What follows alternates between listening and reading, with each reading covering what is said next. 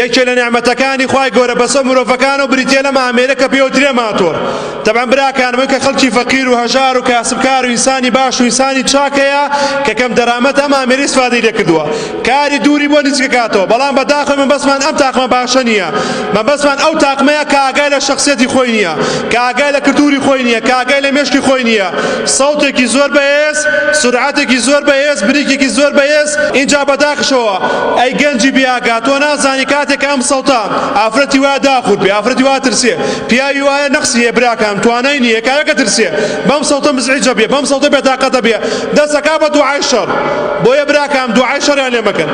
کاتێک ئەم سەوتە ناخۆشە دوعای لە هەر کردکرد بڵێ خوای هیدایەتیدا، با مەلایکەتی خوا بڵێ وەلەک وەڵڵی بێئاگایە، وەڵڵی ئەگەر عەقڵێکی جوان و ڕەوشتێکی جوان و دابرێتێکی جوانێ بۆ بۆ شوازی لێ ناخڕی. یان براکانم ئەمانە هەنێ لەم گەنجانە بەدەستی خۆیان چیەکەن، ئەچن ئەگزۆسەکەی درێنن بۆی سەوتی ڕقێ بێ، یان سەوتی ئەگزۆسەکە سەوتی ڕقەکەنە سەری بۆی سەوتەکەی بگۆڕێ، یان ئەوەتانێ هۆڕینێکی ناشرین، هۆڕینێ بێزارکەر، یان ئەوەتانێ زاگزیکەکەن سایەق تووشی کارەساتەکەن، یان ئەوەتانە سەرێک تایاڕوە. اینجا بەداخشەوە دوای کە لێ قەومێنە قەزا و قەدەر. ئەمە چی قەزا و قەدەرەکە؟ تۆ باوەڕ دەکەی بە قەزا و قەدەرە بێ، ئاو پێشوازی لە قەزا و قەدەر ناکەی، ئاو پێشوازی لە نعمەتەکانی خوا ناکەی.